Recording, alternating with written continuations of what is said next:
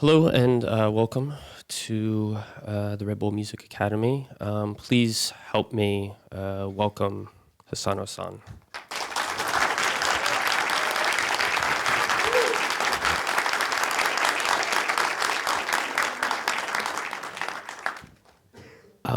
Obviously, this man's discography is enormous, and there's so many projects to consider, but I think it's perhaps best to focus our discussion.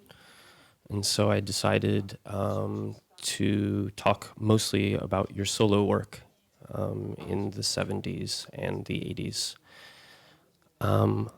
But before all of that, we did listen to some music as we were all coming in.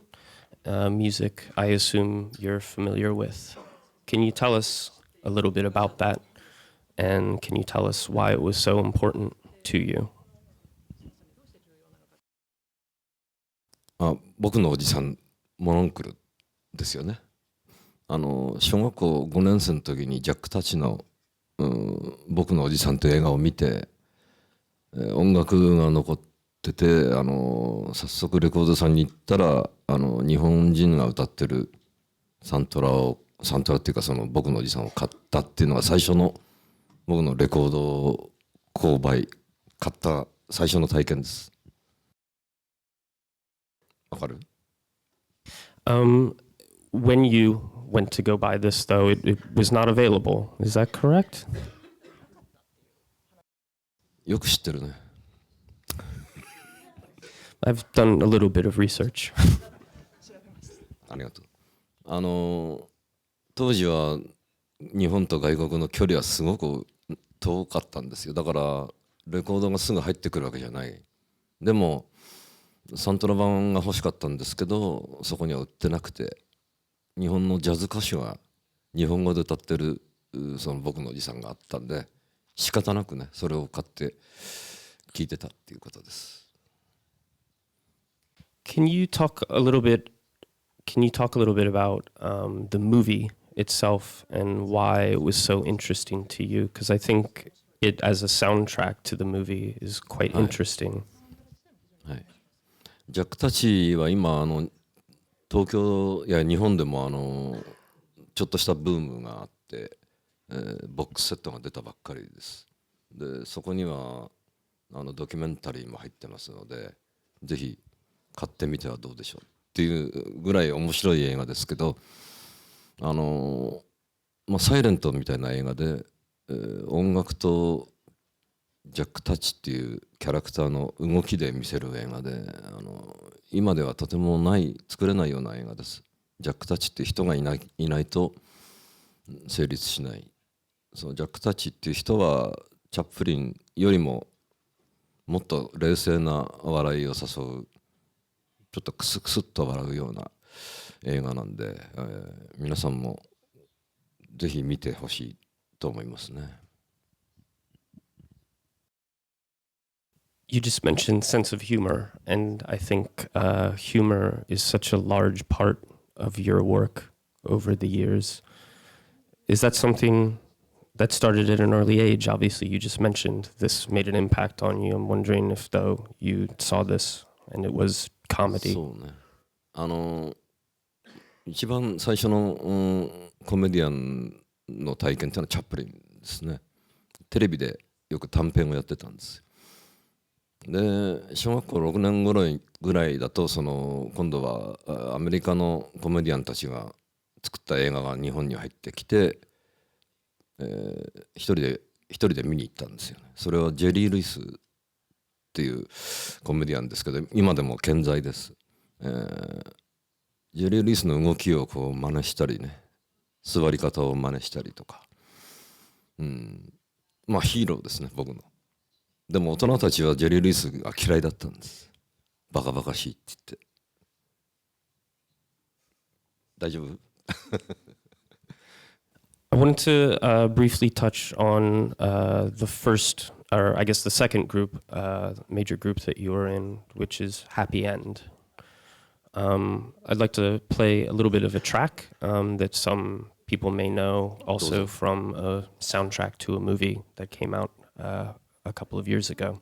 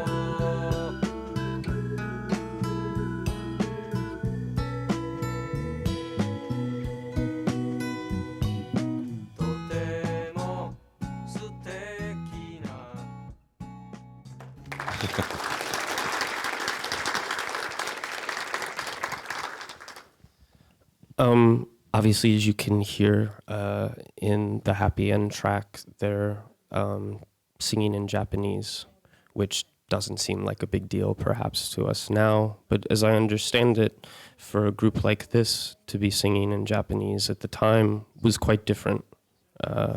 Can you talk a little bit about why that was and what kind of decision it was for you to sing in Japanese as a group? 僕は1947年生まれで、第二次大戦終戦後2年後に生まれたんですけど、もちろんその頃はもう、フランスもドイツもそうなんでしょうけど、アメリカの音楽がダーッと入ってきたわけですね。ほとんどアメリカ文化に染まって、生まれてきたわけです。ですからその音楽を聴く場合はラジオ FEN っていうラジオがあって、米軍放送、それを聴いて育ったんで、全て英語の歌の音楽がほとんどですね、僕が聴いてたのは。ですからなんで僕は、アメリカに生まれなかったんだろうと思うぐらいアメリカナイズされてたんです。で好きなグループがね、カリフォルニアにいっぱいいて、サイケデリックムーブメントっていうのがあって、その頃に僕は青春時代を迎えて、例えばモービーグレープっていうグループとか、バッファロースプリングフィールドっていうとても今となっては伝説的なグループがいたんですけど、彼らを真似してたんですね、英語で。でもなんかこう彼らのやってることが深いわけですよ。で彼らの一番の大事なところはそのアメリカのルーツのミュージックをちゃんと取り入れてたっていうこと。それがオリジナリティにつながってた。それを僕たちは学んで、じゃあルーツ、自分たちのルーツって何だと。日本のルーツと僕たちは断絶してたんですね。邦楽っていうものは三味線とか尺八とかそういう音楽は全然知らなかったわけで、唯一頼りになったのは言葉ですね。リリックスっていうかその文学的な意味で、小説とかあるいは大正時代の詩人たちの、言葉にすごくこう影響されて、影響され始めた時がその頃ですね。だから学んだのは西海岸のグループからですけど、実際影響を受けたのはやっぱり日本のノベルティっていうかその詩ですね。そんな背景があります。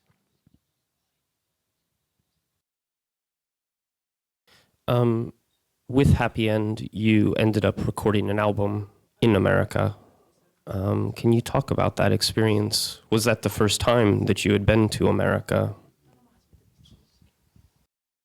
はいはい、1973年2年でしたっけ、ちょっとちゃんと覚えてないです。カリフォルニアロサンゼルスのサンセットレコーダーっていう伝説的なスタジオがあるんですけど、そこでハッピーエンドの3枚目を作りました。で、なぜそこに行ったのか僕はよく分かってないんですけど、誰かが段取りしたんでしょうね。で、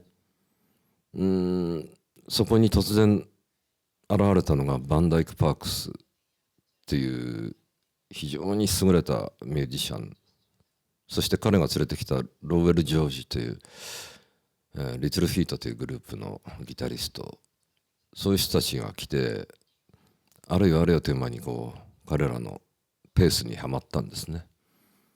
それがとても僕たちには新鮮な体験だったんですね。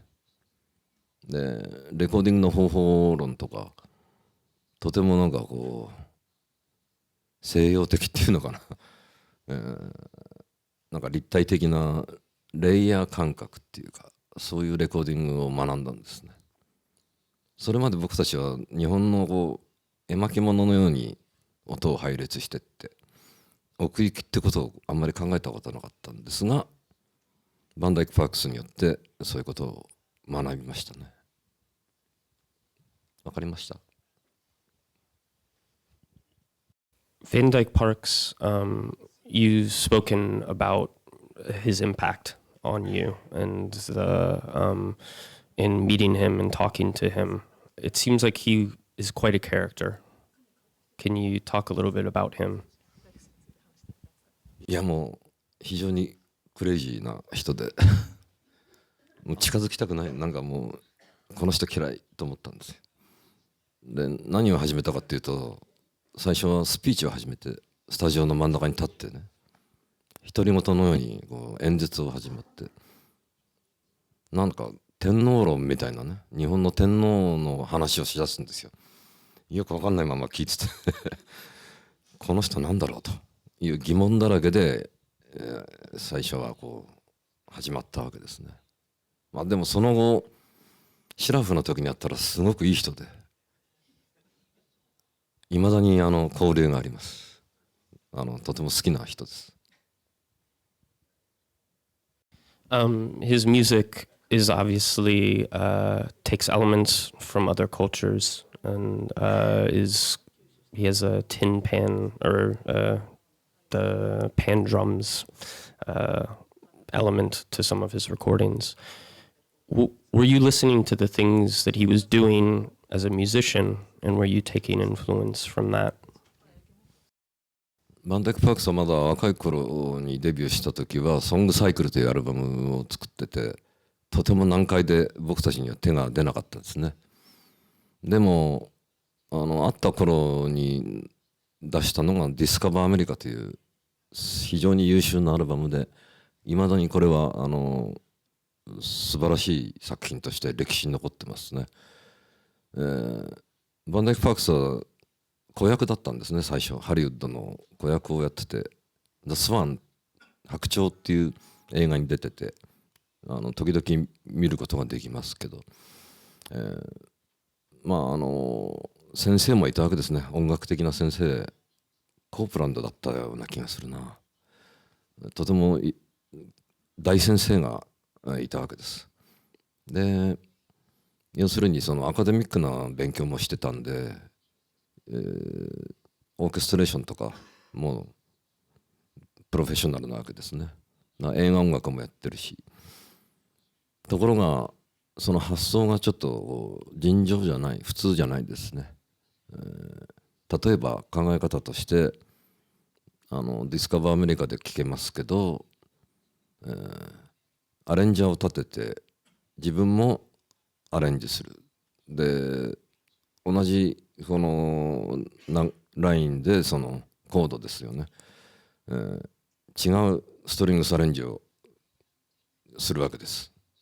ちょっと話がめんどくさいけど、でお互いに知らないようにしてそのアレンジしてレコーディングで一つにするっていう、これはとても素晴らしいアイディアだと思いますね。あんまり他にやってる人がいなかったんで、それを聞いてびっくりしました。非常にマジカルな効果があるんで。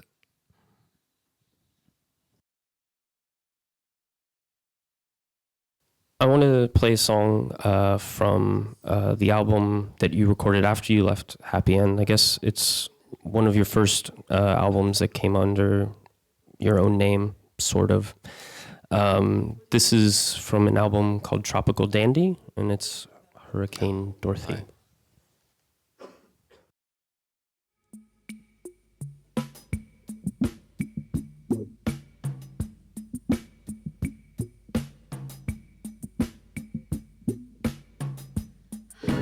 君の瞳はカリブの風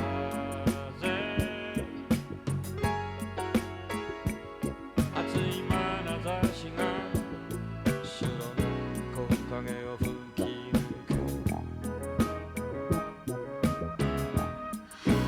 その唇はアラブの闇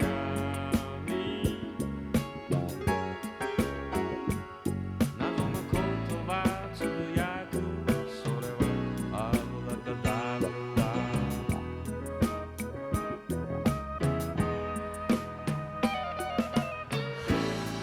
みなぎる波泥し僕の負けさ嵐の中僕は君のなすまま踊るボレロボレロララルラ踊るボレロララルララルラ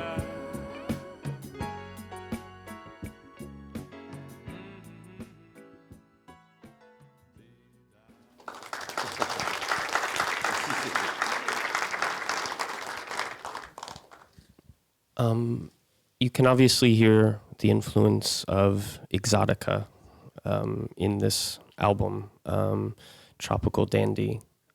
Can you tell me a little bit about the impact of hearing Martin Denny and his albums and how it played into the recording and thought behind what you were going to do with this album?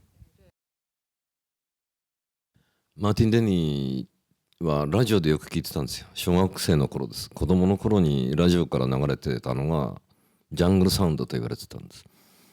で動物の声、鳥の声が流れて、おそらくそれはクワイエット・ビレッジっていう音楽だったんですけど、それがなんか無意識にこう自分の中でこう眠ってたのが急になんかこうその頃1972年頃に思い出して、レコード探したらなかったんですよ。でそういう音源を持ってるマニアに訪ねてってカセットに落としてもらってそれを毎日聴くようになったのがこの頃で、アーサー・ライマンとかマーティン・デニーとか、彼らはみんなハワイに住んでるアメリカ人で立場が僕に似てるんですね。アメリカでもない日本でもないハワイなんかがとても心地がいいっていう時だったんで非常に惹かれて、もうなんだろう「ファイアクラッカー」っていう曲はその後 YMO でやるんですけどこの頃に聴いてたんです。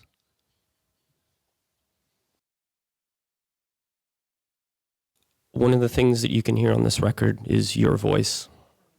Was this the first time that you were up front singing, and was that something that was difficult for you to do? もともと僕はベーシストなんですよ。でハッピーエンドっていうバンドやった時に、順番が回ってきて歌わなきゃなんないって曲が揃わないとねアルバムができないので、自分が歌うのかと思った時が最初の体験で、ハッピーエンドの1枚目は本当にひどいです。聴きたくない、でだんだんなんかこう歌うことを学んで、ちょうどね70年代の頃からシンガーソングライターがいっぱい出てきたんですね。アメリカですけど、でジェームス・テイラーとか、僕は声が低いんでそういう人たちの声の低いシンガーソングライター、トム・ラッシュですね、そういう人たちとか聞き出して、歌えるんじゃんと思ったんですね。自分でも歌える。何しろその前はビーチボーイズみたいな高い声ばっかりですから、この低い声でサーフィン USA 歌ってたんですけどね。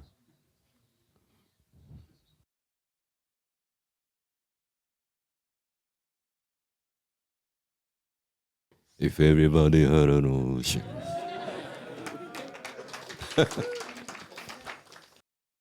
I wanted to play a video of this time period because I think it'll be quite interesting to see how you were presenting this to people. 見たくない。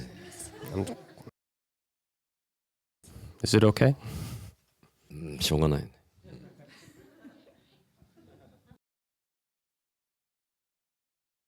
No, sorry. 40年前だ。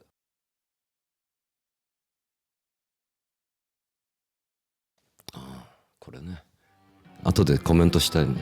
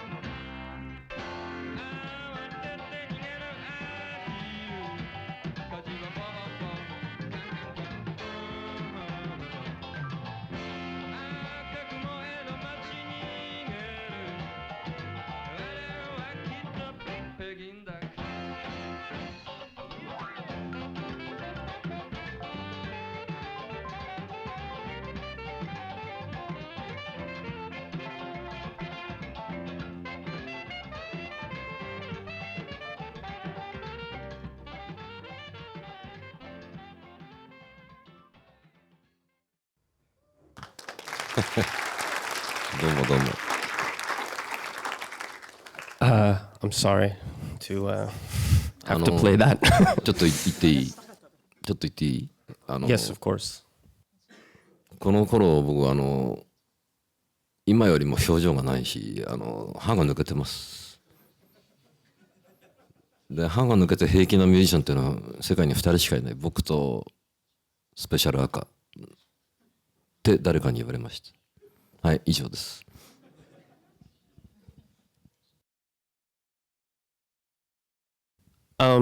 It obviously seems like that you were embracing the exotica thing full stop. You were playing the marimba, for example. Everyone was wearing Hawaiian shirts. How important was it to kind of play that outwardly into to the public as opposed to just recording it in the studio?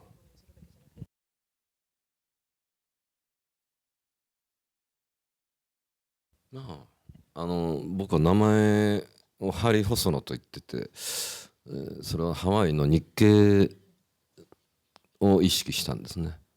で日本にはコメディアンの名前がフランキー・サカイとか、谷圭とか不思議な名前がいっぱいあるんですけど、そのコメディアンの気持ちで演じてたんです。でエクゾティカもそういうなんか遠いものをこう楽しんでるという異質なものを楽しむっていう感覚があったんで、自分もその中にこう取り込まれていくっていうなんとかへんてこりんな世界に今その頃いたんですね。例えば東京も下町行ったり裏道に行くととてもエキゾティックな景色が広がってくんで、一人でトリップをしてたということですね。サイケデリックな世界っていうか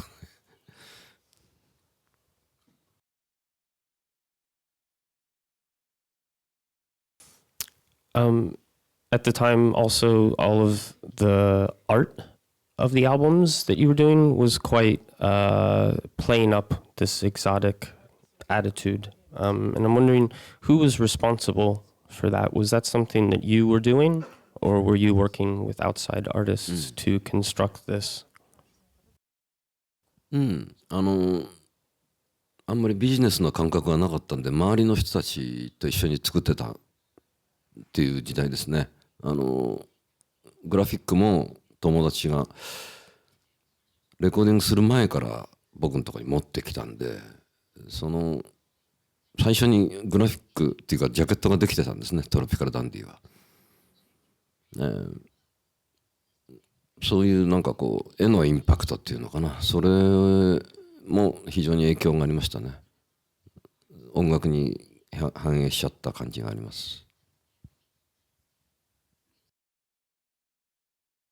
So, would you commission an artwork and say, come and bring me this so I can create the music? Or was it just friends creating this artwork and showing it to you and you saying, oh, I'm going to go and create something because of that?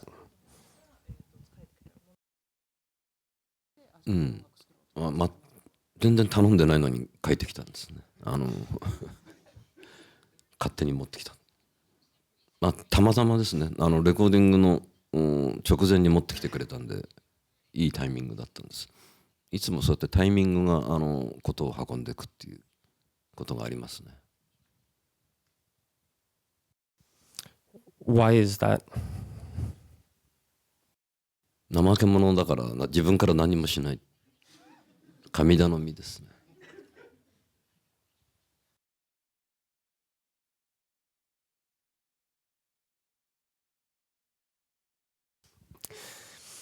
I wanted to ask you about another album that involves another foreign land, which is India. You created an album called Cochin Moon, Yeah. it was a collaboration with an artist. Can you talk about that album?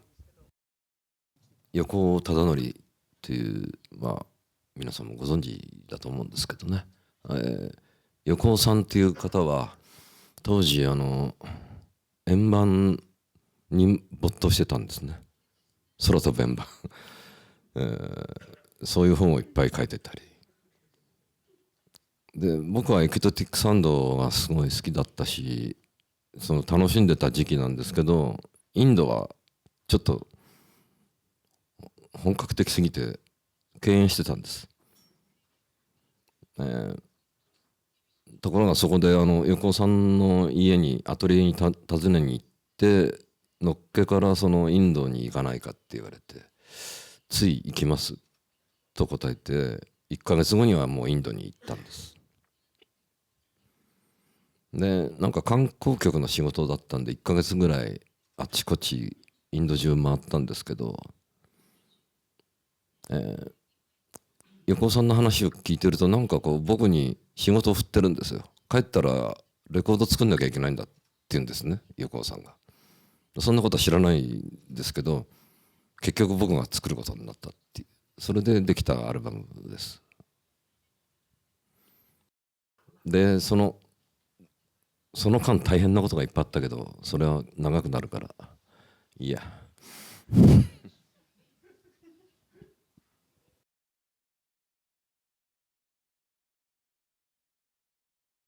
Well, that's actually what I wanted to ask you about. I've read at least that Tadanori got sick at some point on the trip, and that he was unable to help out with the music in the way that he thought originally. Is that true? Yeah, almost true. Yeah. いや、ひどい病気になって、最初に僕が倒れて、僕はお酒飲めないんです。でつまりインドで氷を飲んじゃいけないんです。ホテルだったんですけど、みんなはアルコールで割ってウイスキー飲んでたのかな。だからアルコール消毒ができたんだと思うんですけど、僕はダイレクトになんか強力なばい菌がお腹に入っちゃって、大変なことになって、コレラじゃないのと思うぐらいこう顔にしそうって英語でなんかあるの、死にそうな顔だったんですよ、鏡見るとね。で誰も近寄ってこないんです。でもう嘔吐ですね。それから下もね、下痢ですよね。その3週間ぐらいのたうち待ってて死ぬかと思った。まあでもそこで話は複雑ですけど、マドラスっていうところについて、南の暑いとこですけど海の近く、そこの日本人の領事館の長官みたいな人が来て、心配だったんで見に来たんでしょうね。でその奥さんが日本料理作るんで全然食べてなかったから寄ってくれと言われて、横尾さん、他にもメンバーがいっぱいいたんですけど、横尾さんも同じような症状だったんです。お腹やられて。で領事館のその夫婦の家に行って鮭の和定食って日本のご飯です。それをいただいたら治っちゃったんですよね。でもその領事館の奥さんっていうのはドレス着てネックレス、真珠のネックレスして三つ指って言うんですけど、日本でこうお辞儀するようななんか不思議な人で、ご飯食べながら真ん前にいて、あなたたちの病気は治りますよって宣言されて食べたら治ったっていう、とても不思議な経験をしましたね。でその後円盤見たりし、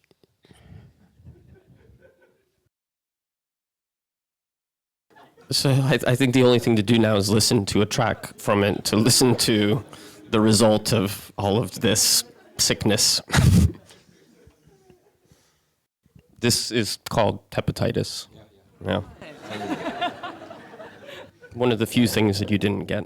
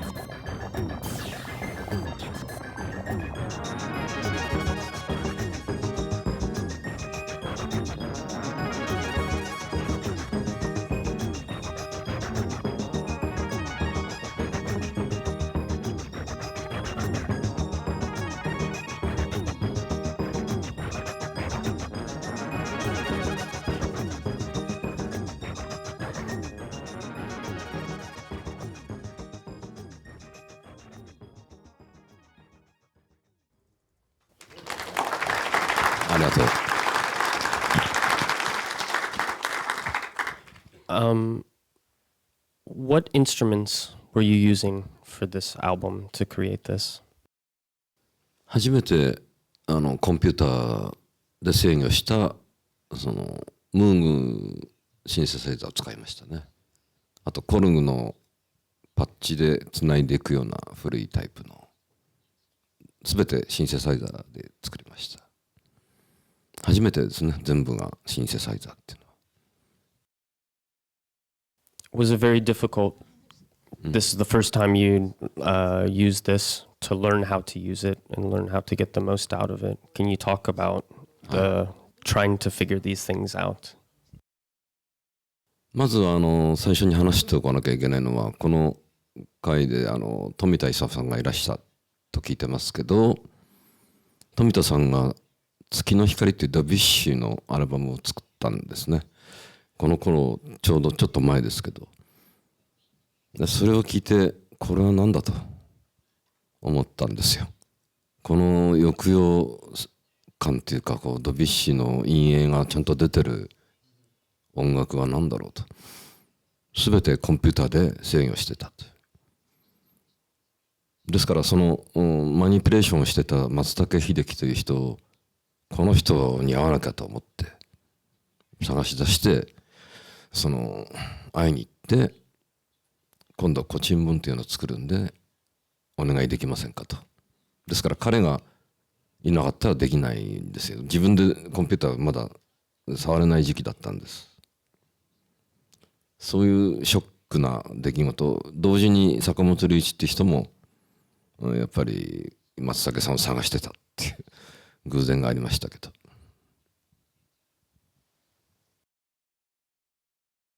He seems to be a key figure, the man you just mentioned, Matsutake. And obviously people know YMO is a three-piece, but it seems to me like he's kind of the fourth member in a way. Can you talk a little bit more about who he is and his impact? 松武さんは全て機材を持ってたんですね。ムームとかアープとか、もう壁のような超高級な機材ですね。でこれは僕たちは買えないんですよ。だから彼が持ってたんで一緒にやる意義っていうのはすごくあったわけですね。でそれともちろんマニピュレーションも彼はすごい早かったんです。まるでスーパーマーケットのレジのように言ってたんですね。でこれは僕たちはできないなと。でも1年後にはできるようになったんですけど、で機材もどんどん安くなってだんだん疎遠になっていったんですね。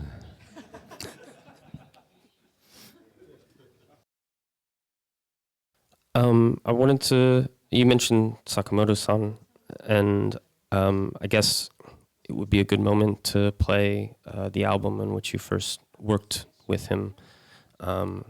Let's play a track. This is Shambhala Signal. Okay.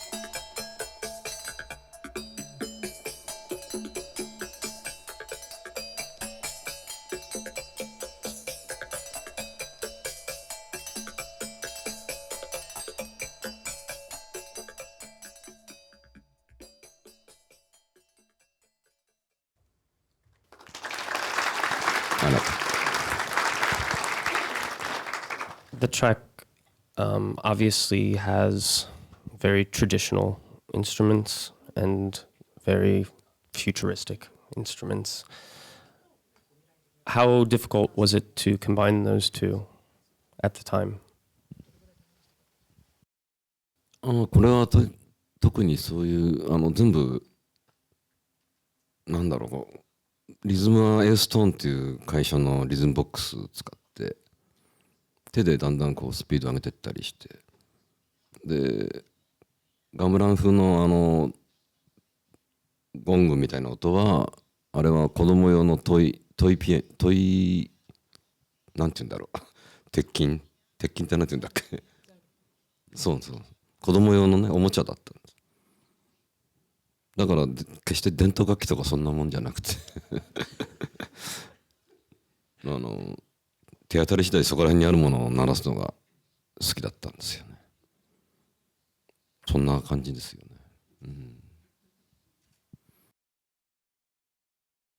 You met Sakamoto and also Takahishi in the recording of that album, and this was the first time that you worked with them.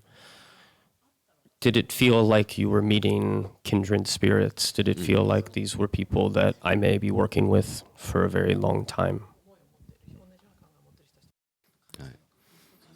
はい、僕はベーシストとしてスタジオセッションで日銭を稼いでたんです。要するに本業はスタジオミュージシャンだったんです。同じように坂本龍一はスタジオセッションマンでキーボードとアレンジをやってたんです。だからスタジオでよく会うわけですね。で高橋幸宏は僕は大学の頃彼が高校生でバンド仲間だったんです。ダンスパーティーとかで僕のバンドと彼のバンドと両方出てたりして、そういう知り合いで生意気なドラマーだなと思ってたんですね。年下なんですけどおしゃれで、そういうつながりでずっと来たんで声をかけたんですね。ちょうどなんか煮詰まってたんです。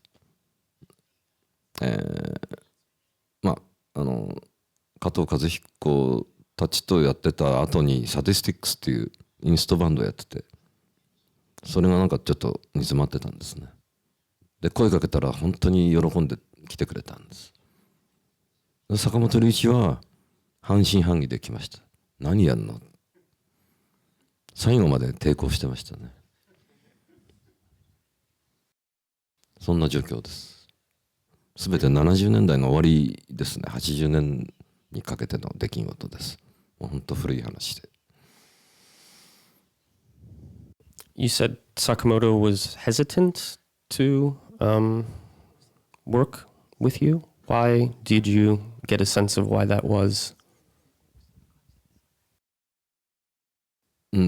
彼は根本的にアレンジャーなんで、バンドっていうのは未経験だったわけで、バンドを組むっていうことに非常に不安だったんですね。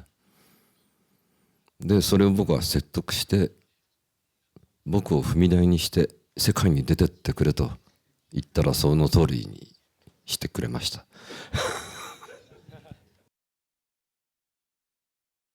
I think that's a perfect segue to something I'd like to show next. This is a video of Yellow Magic Orchestra.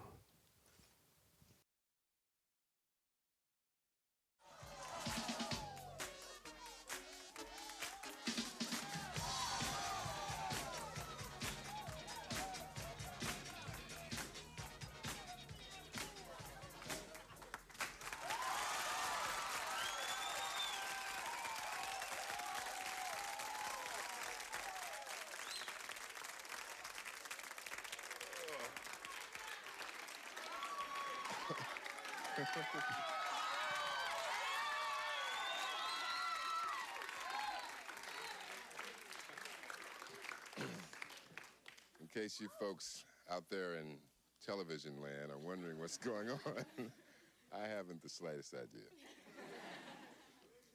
There's a lyric in the song where the band says, "Japanese gentlemen, stand up," and Mr. Aito was supposed to stand up, so when the cameras came to him, he was dancing.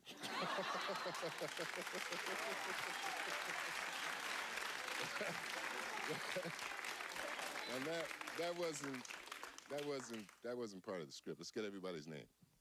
細野。Ako? Kenji? Yuki? Ryuji? It's difficult pronunciation. Yeah. Now, see, if somebody offered me $1 million to tell you somebody's name up here, you know I couldn't collect it, right? But you felt.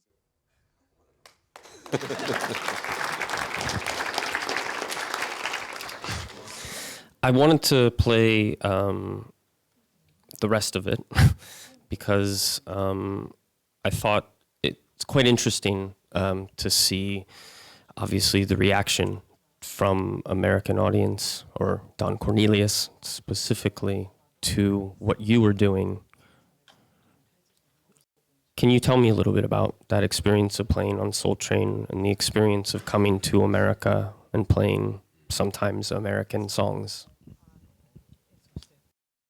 まあ突然ね出てくれって言われて、誰が段取り組んだか知らないけど、ソウルトレインに出るのって思うわけですよ。でも幸いタイトンアップもやってたし、ファイアクラッカーっていう曲はR&Bチャートにちょっと上がってたんで、彼らには受け入れられるのかなと思いながらやってたんですね。でその後アフリカンバンバータとか非常に YMO に影響されたとか言ってるような人たちが出てきたんで、違和感はそれほどなかったですね。今見るとでもちょっとなんか変ですね。珍しいことです。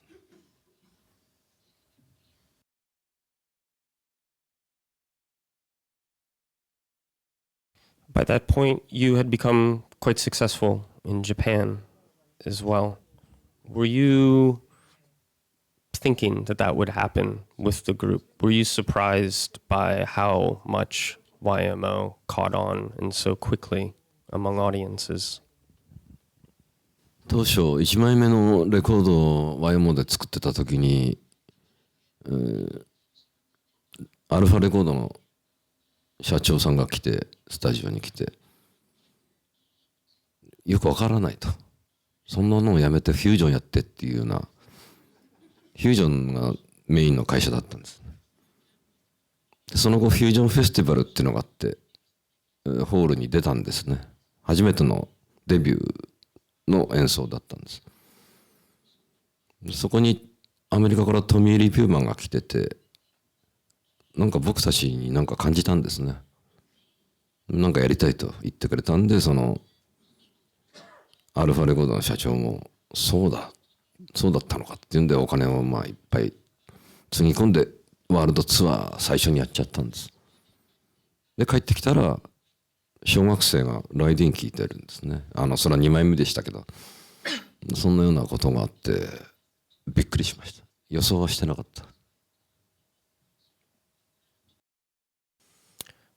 You mentioned Alpha Records, and certainly to music fans from the outside looking in from the West, the run of records that were put out in the 80s, your records and other records on the label, are quite experimental, but it is a major label in some ways. Who was behind that, and was that something that just happened, or was that something that was planned out in a way? はいはい。アルファレコードっていうのは日本の中でとてもユニークな存在で、例えばアメリカのアトランティックレーベルのアーメット・アーティガンに憧れてるのがその村井邦彦という社長さんで、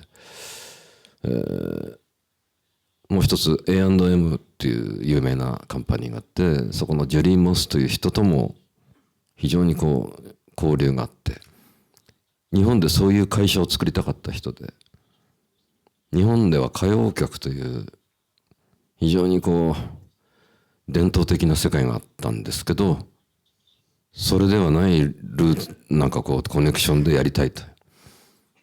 それの代表が荒井由実、ユーミンですね。ユーミンと僕たち YMO だったんです。でそれが成功したっていうのはすごいことだなと思いますね、社長さんたちが。On the label side, were they coming back to you with discussions about the albums when you turned them in, or was it sort of you gave it to them and then that was it? It came out.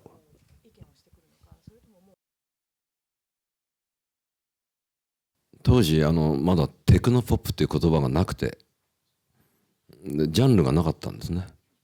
もちろんクラフトワークはもう有名でしたけど、日本ではこういう音楽はなくて、最初はなんかみんな好きじゃなかったみたいです、僕たちの音楽は。ただ遊んでるような、すぐ消えていくような音楽だと思ってたみたいで、だからその理解者は一人もいなかった、僕たち以外3人以外はね。で僕たちはすごく興奮してたんです。例えば先ほど出たマーティン・デニーの「ファイアクラッカー」っていう非常にアナログな音楽をコンピューターのシーケンサーで、置き換えてやったらどうなるんだろうっていうすごい好奇心があった。そういう実験もありましたけど、一方で世の中はディスコブームだったんですね。なんかそんなようなダンスミュージックっていうのが一つの共通の言語。そうするとみんなが聞いてくれて、少し続けられるんじゃないかなと思ってたんです。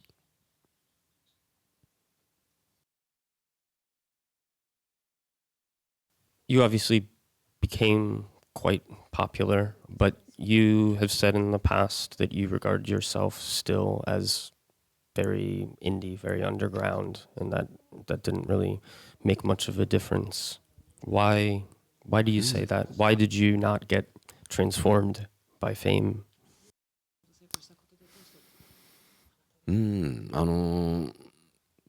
性格が地味なんですね。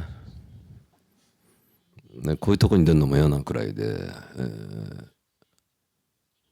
たまたま当たっちゃったんで大変な思いしたんですよ。街歩けなくなっちゃって、小学生が後を追ってくんですから。でなんか野球選手みたいな気持ちになっちゃって、でそれのほとぼりが冷めるのを待ってやっと今自由になったっていう、その自由が一番好きなんですね。だからあんまりビッグプロジェクトはもうこりごりです。お金かかってってもプレッシャーが大きいですから。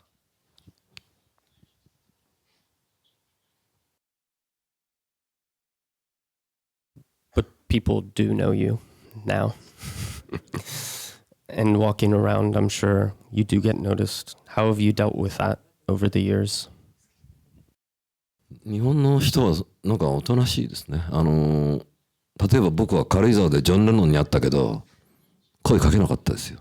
そっとしといてあげようって、そんなような人が多いんです。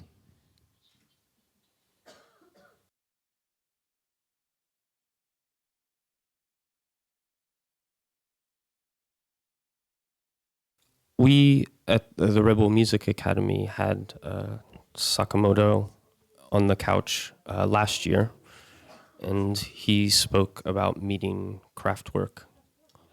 Were you there when, and what was that experience like?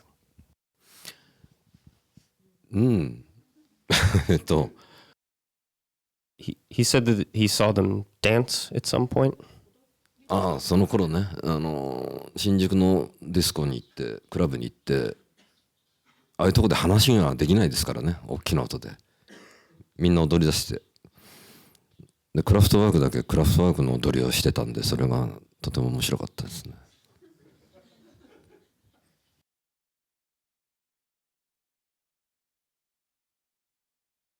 The translation says that you had an interesting experience with them. Could you expand on that?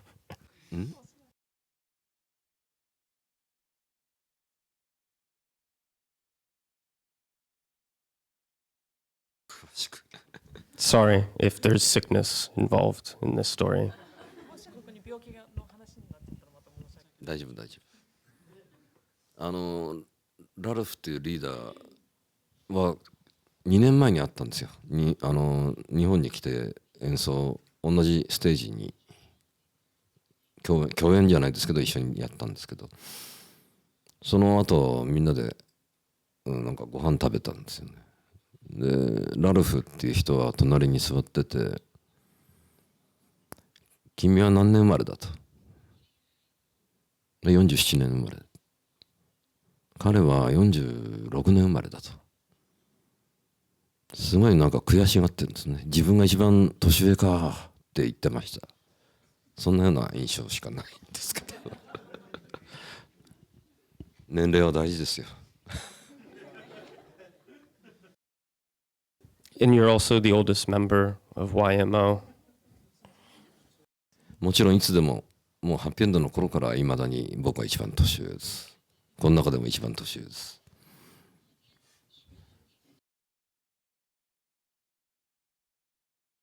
I wanted to play a song from the first solo album that you made after YMO had started. This track is called Sportsman.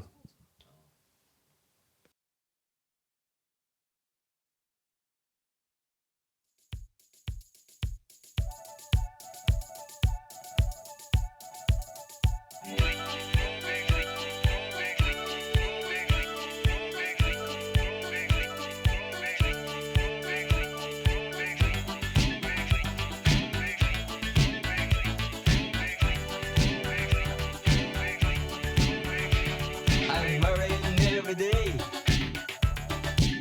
I could be anorexic. I'll have to get into shape. Come to find the right touch. Your mother, she might be insane.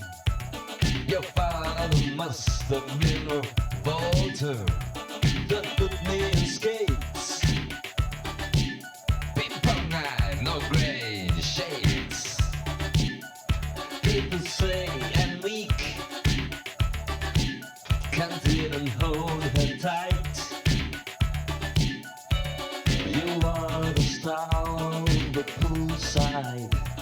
Girls to mine, cause I can't abide. I'll be a good sport, be a good sport. I'll be a sportsman. Be a good sport, be a good sport. I'll be a sportsman.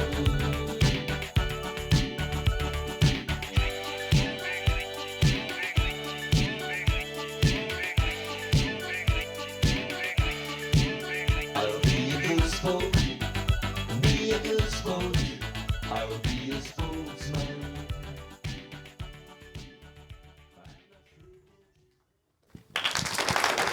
ありがとう。Obviously, YMO was hugely successful, and you made this record after that huge success. I'm wondering what you were thinking in 1982, I believe, when you were making this album. 80年代っていうのはもう音楽的には非常に変化の大きな年だったんですけど、それはやっぱり機材がどんどん進化していった。でこのアルバムの時はイミュレーターっていうサンプリングマシンが初めて商品化されて、それを僕は高いんですけど買っちゃったんですね。非常に興奮して。サンプリングっていうのはとてもその頃大事な考え方だったんで、でそのイミュレーターっていうのはなんかアメリカの製品ですけど、1号機をスティービー・ワンダーが買ったとか、僕はなんかシリアルナンバーが入ってて60番目だったんですね。それを全てアルバム1枚これで作ろうと思って作ったのがフィルハーモニーっていうアルバムですね。まあでも聴いてると普通に聞こえますけどね。イミュレーターっていうのはまあサンプリングなんで生音もサンプリングできるし面白い楽器でした当時は。How difficult was it to do this technically? Can you walk us through a little bit the process of in the studio at that time? うん。まずね、コンピューターを自分でできるようになった。それはローランド社の、ローランドっていう日本の会社の MC4 っていう、音楽に特化した音楽的なコンピューターなんですね。で、10キーがついてて、音の長さ、強さ、音程っていうのを自分で決めていくんです。数値で打っていくんです。例えば C どの音は36あるいは48、そうやって数値で打っていくわけですね。それがとても大変ではなくて楽しいことなんですね。初めてその分解して音をこう組み立てていくってことを覚えていったんです。で、そんな楽しいことに没頭しながらいつの間にかアルバムができたっていうことなんで、全然苦労はしてないですね。傍目から見てったら大変だったんですけど、スタジオの床で寝てたりね、そんな状態で作ってたんです。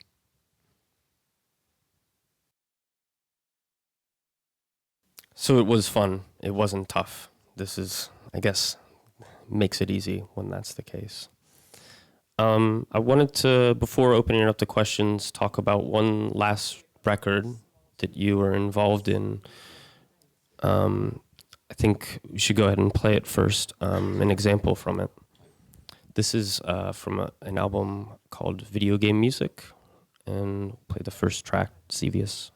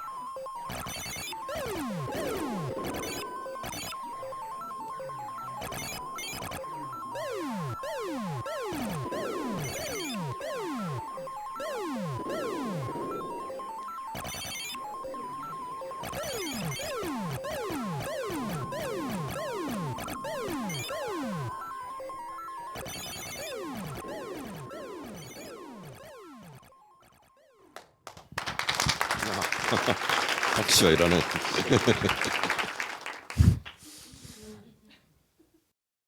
There's a couple questions I have about this, but I guess it's best to start from the beginning. How did this project come to be? アーケードゲームって言ってたんですけど、ビデオゲームがあちこちに置かれてたんですね、当時。で、A 門の3人ともゲームが好きで、喫茶店にも置かれるようになって、インベーダーゲームっていう有名なもので、それはどこのものなのか知らなかったんですけど、テクノをやってる身としては同じような業界があるんだなと。しかもそれはなんか台東っていうのは日本のメーカーなんですね。日本なのと思って。東京っていうのはやっぱりテクノポリスなんじゃないのってそう興奮しながらね遊んでたんです。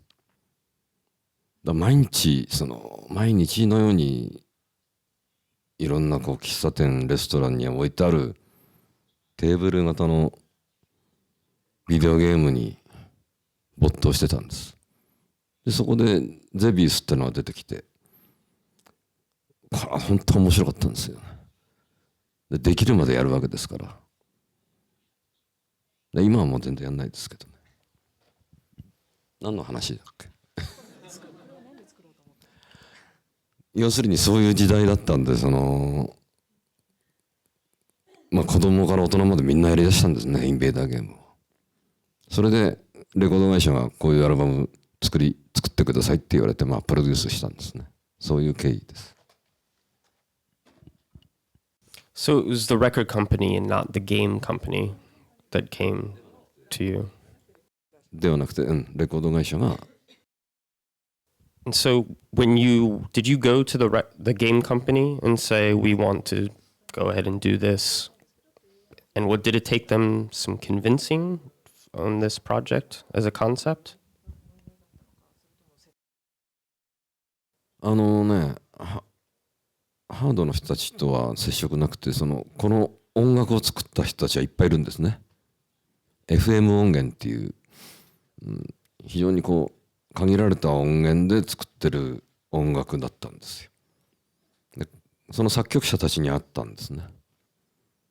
でゼビウスも僕が作ったわけじゃなくて、遠藤さんっていう人が作ったり、そういう人たちと接触して、こういうものを取り入れて再現したいんだと。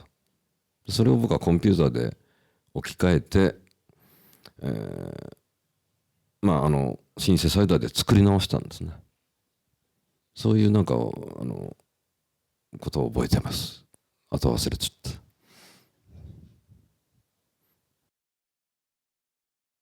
In the portion of the track that we played, there's a lot of background noise that's not part of just the game music. And I was quite curious about that and that creative decision. ゲームの SE っていうのはもう最初から YMO にとって必須な音だったんですね。ファイアクラッカーの前半は風船割りバルーンゲームっていうのがあって、それの音を作り直して入れてあるんですね。まあそのくらいそのゲームが当時面白かったんですね。だから SE がないと感じが出ないんで、爆発音とかそういうものも再現していったわけですね。それも音楽の一つなんで。Video game music, was there an idea that it wasn't music and supposed to be on record in a way at the time? Or did it seem quite natural for a record like this to come out? まあこれに着目したのは僕たちだけだったんですね。普通だったらミューザックと言われるような類のものなんだけど、そのゼビウスとかマリオブラザーズとか非常にいい音楽だったんですよね。ちゃんと作曲者がいるっていう、それをレコードに残すのも一つのいいアイディアだなと。あんまり他にはなかったんで、結構これはヒットしたんですね。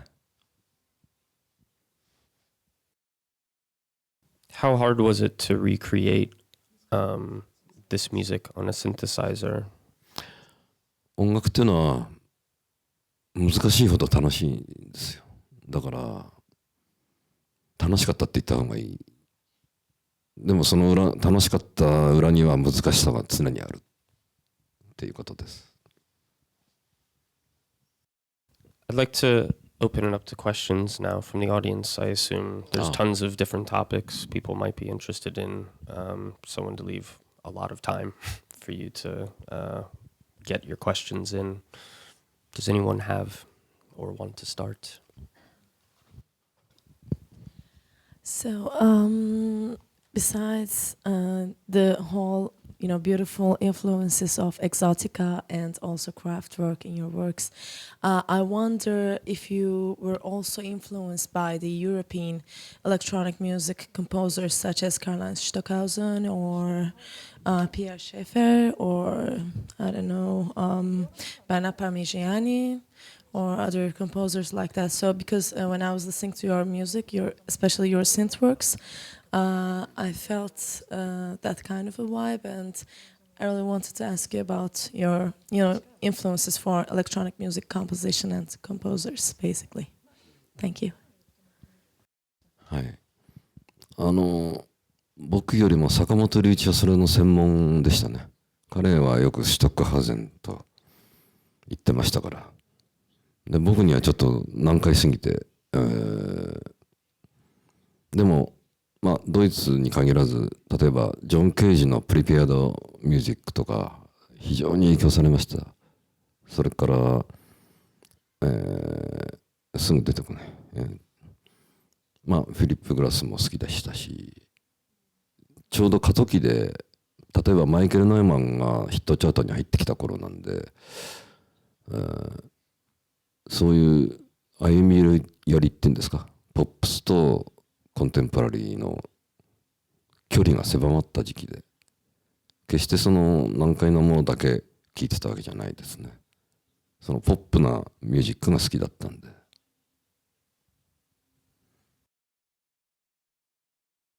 どうぞ。And this is a very, very short question actually. Speaking of Mr. Sakamoto, which I'm also a huge fan of him, I wonder if you have done any kind of piano works with Sakamoto too, Mr. Sakamoto.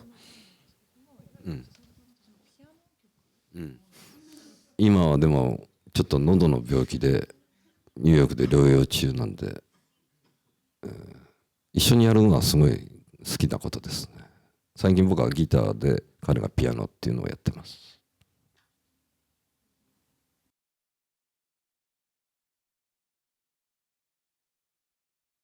こんにちは。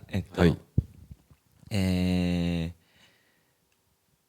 すね、レインボー2000っていう東京で日本で初めて行われたテクノの野外レイブのドキュメンタリーを見るのが僕は好きで、そこで細野さんが今日本にテクノが来てみんながテクノをプレイしてる中で、細野さんはその時エレクトロニカとかアンビエントをこうプレイして、そしてその後のインタビューで、これからアンビエントはもっと面白くなってみんながやるだろうけれども、その時には自分はもう違うことをしているっていう。そんなこと言ったんだ。はい、それに僕はすごい、感動して勇気づけられて音楽をやってきたんですけど、今、細野さんが面白いと思う音楽はどのようなものでしょうか。はい、2000年代の初頭はエレクトロニカに非常にこう没頭してた時期があって、でもああいうものっていうのはその形ができてきちゃってみんなができるようになっちゃうと面白くないですね。アンビエントも同じで、なんかみんな似たようなパターン化されたようなことをやりだすと本質が見えなくなって本当の音楽が分かんなくなってくる。音楽っていうのは一小節頭聞いただけで分かるんですね。作った人が何を考えてるか。嘘をつけないんです。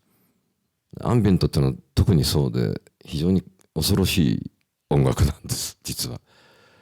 だから本物っていうのはいっぱい出てきたんですね。80年代の終わりに、90年代にかけてね。で僕も90年代ほとんどアンビエントのまあ海のような世界に漂ってたんですね。でもそれは自分の中のこうリセットの時期で、2000年っていう時代っていうのはそういう時期だったんですね。ミレニアムっていうのがあって、非常になんか何にも起こんない開けた時代だったのがだんだんリセットしてたおかげでポップミュージックにもう一度惹かれるようになって、アンビエントの頃はポップミュージックがとてもうるさくて地上の音楽だと思って、でだんだんでも陸に上がってって今に至るんですけど、今は僕は40年代のブギウギとか大好きなんでやってます。最近の音楽聴いてくれないのなんてありがとうございます。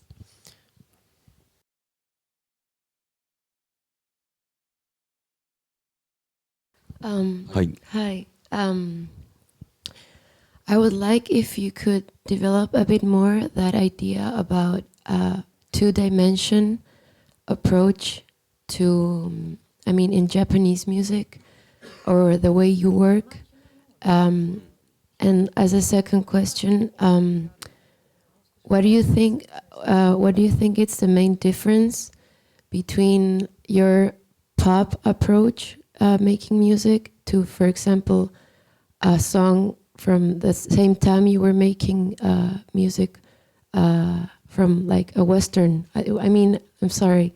What's the Western and Japanese difference in that? Do you feel? Because I feel there is different.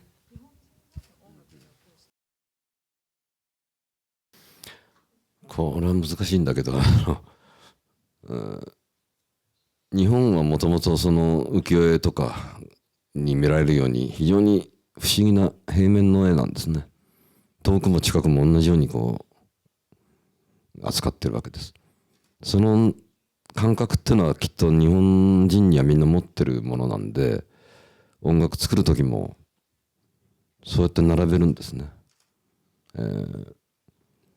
ところが西洋のは遠近法っていうのがあって、非常に論理的にこう奥が遠くなるっていうような書き方をするわけですけど、音楽もそうやって作られてるっていうことに気がついたんですね。それはエコー処理とかいろんな方法があるんですけど、それを僕たちはでもポップミュージックをやってる限り学ばなきゃいけない。で、バンダイク・パークスのおかげで奥行きだ、これがやっぱり音楽の大事なところだと。もちろんそれはレコーディングとかミックスに関わる話です。ライブにはあんまり関係ないですね。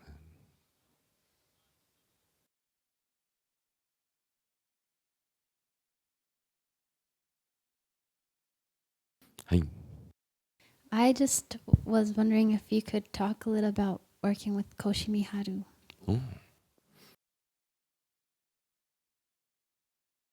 よくご存知で最近もよく会ってまして、今は、クルーニング、クルーナーっていう歌唱法を追求してて、主にそれは40年代からスタートしたアメリカのレコーディングの歌い方の問題なんですけど、マダム・クルーナーっていうタイトルでアルバム出してます。ジャズのスタンダードを彼女なりに非常にフレンチ的なアプローチでやってます。素晴らしいですから聴いてください。Thank you I so can- much for talking. Just jump in. Over all of your projects, it seems like standards and kind of almost elemental music of countries is such an interest of you. Why do you think that is? やっぱり生まれがね、世代の問題ですね。で僕のような世代っていうのは非常に稀なんですよ。アメリカの文化、さっき話しましたけど、戦後のアメリカ文化の洗礼を受けてて、最初に僕が踊ったのがブギウギなんですね。4歳とか5歳 SP 版かけて飛び跳ねてたんです。それは多分ジーン・クルーパーとか、ベニー・グッドマンとかそういう音楽、ブギウギがそれで好きなのはそのせいなんじゃないかなと。で今はまたそういう音楽をやりだして、若い人に聴いてもらいたいっていう気持ちが強いんですね。ブギウギは今面白いんですね。はい。Hey there. In your introduction, we kind of touched on the humor in your music, and I'm a big believer in the presence of humor and wit in music. And humor being, I think, quite a universal language in the way that, you know, a diarrhea story will make everybody laugh. But there's obviously subtleties between countries, you know, between America and England, for example. And I wondered how you related to other artists, international acts that were embracing humor, you know, like Frank Zappa and the likes of, and whether that you struggled with that or you found it easy? イギリスの人たちは本当に冗談が面白いですよね。伝統的なシニカルなジョークが多いですよね。ビートルズがそうです。その後はまあモンティ・パイソンとかね、あそこまで行くとなかなか分かんないことがあるんですけど、ちょっと行き過ぎなユーモアっていうのがあって、ちょっとついていけない。で日本ではどうかと思うとクレイジーキャッツとか、お笑いのジャズバンドっていうのがあるんですね。アメリカで言えばスパイク・ジョーンズ、そんなようなノベルティミュージックっていうのかな。そのノベルティミュージックっていうのはみんな忘れてるんだけど、大事な音楽ですね。ユーモアのある、ふざけてるわけじゃなくて、なんかこう恋愛だけじゃないんだと、音楽は男女の話だけじゃないんだよっていうことは言いたいですね。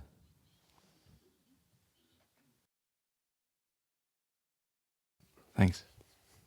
You worked with a group with YMO called Snake Men Show.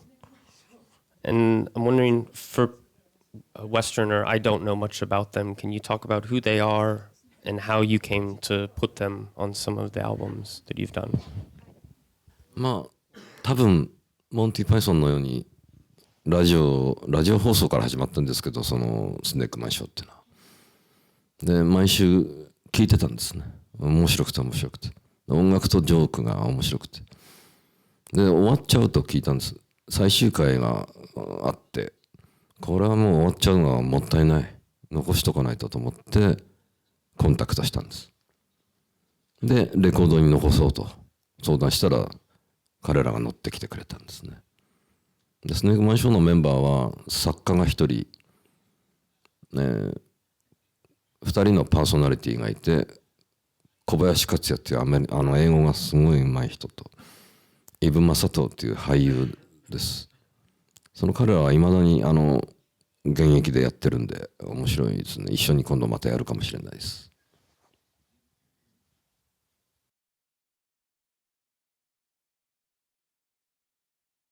Are there any other questions?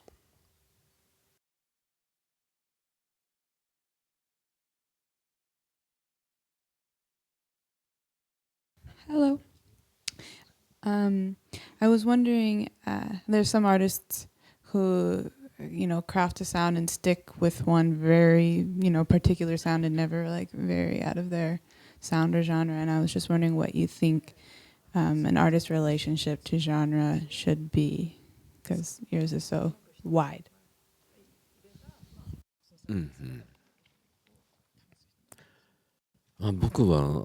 僕自身は特殊なミュージシャンだと思いますね。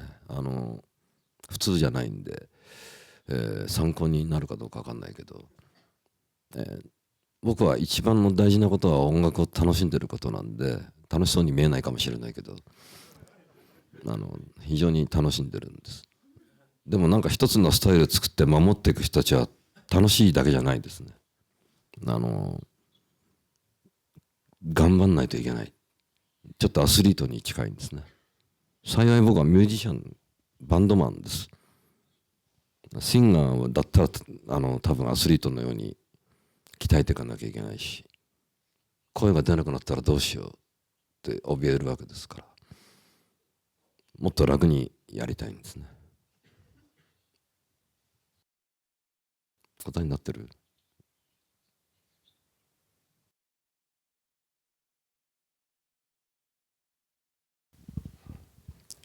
Are there any other questions? Hi. I was wondering, as someone who's been involved in electronic music and music in general for a long time, I was wondering if what sort of music you're listening to at the moment, and what genres still interest you.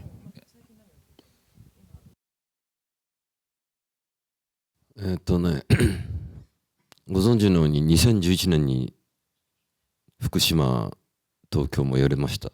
大地震があって、その日にその日から音楽を聴けなくなったっていう人が多かった。で僕もそうでした。面白おかしいことが聞けなくなった。コメディも見なくなった。でそれが3年経って何が今起こってるかっていうと、もう忘れた人が多いわけですね。でも実はいつ起こるかわからない、今も起こるかわかんないっていう国に僕たちは生きてるんで、なんて言うんだろう、その先が僕にとっては過去より先の方が短いわけで、20世紀の音楽っていうのがとても僕は大事だったんですね。忘れられちゃう、まるで絶滅種みたいに。それを知ってるんだったらちゃんとやって、例えばさっき言ったブギギもそうですけど、自分なりにこう体で表現していきたい、ノリをね、グルーブを、コンピューターじゃなくて生でやりたい、そんなような気持ちで今ずっとやってます。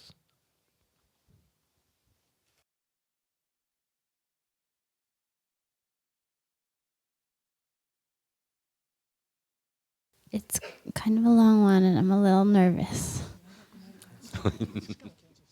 It's about culture in general. Like coming to Japan can be pretty overwhelming, and I'm sure it's the same on the other end. Like you said, you wished you had been born in America, and oftentimes I find people from both of our cultures have this exchange of wanting to be a part of Japan if you're from America, wanting to be a part of America if you're from Japan. And I was wondering if you could just talk about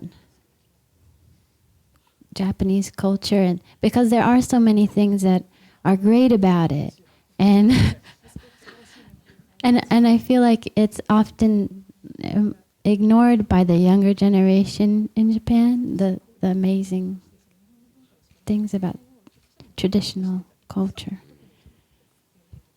And I don't know, I'm sorry. 非常に難しい話だけど、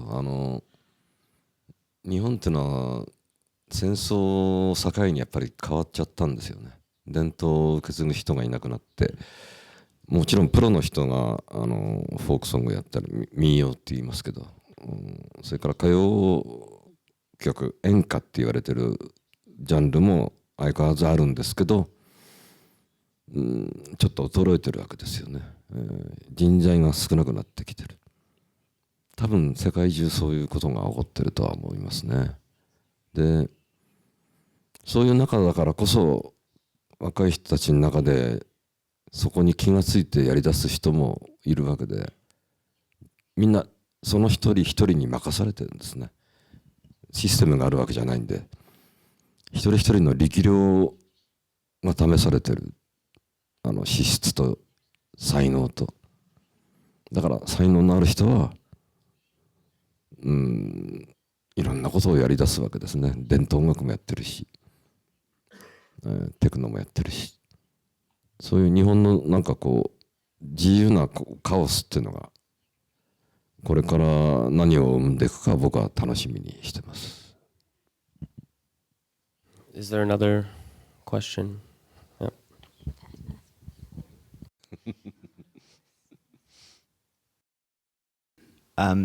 You mentioned that you have experimented with sampling in the past.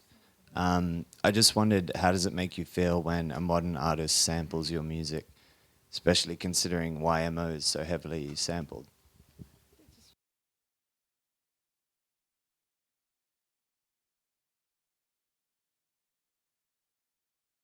YMO がサンプリングしたのは生の音だったり街の音だったり自分たちの音だったんですけど、人のをパクったりはしなかったんです。でも時代が下ったっていうか、経つとですね、いろんなサンプリングブームがあって物議を醸していることがいっぱいあったですね。例えば YMO はジェニファー・ロペスだったかな、その曲にフファイアクラッカーが使われて、これいいのと誰もなんか文句言わなかったですね。逆に例えば YMO でスネークマンショーと一緒にやったアルバムでエルマ・バーンスタインの曲をやったんです。荒野の7人って英語でなんて言うんだろう。マグニフィセント・セブンっていう映画そのテーマソングがすごいんですよ。テーマ曲だ。インストゥルメンタル。それをイントロを使ってやったらバーンスタインの事務所から請求があったんですね。バカ高い。すごい。だからその後ちょっと気をつけてます。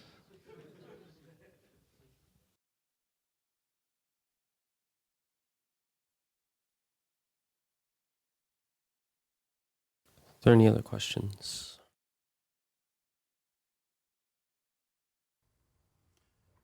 Cool. Well, thank you very much. ありがとうございました。Thank you very much.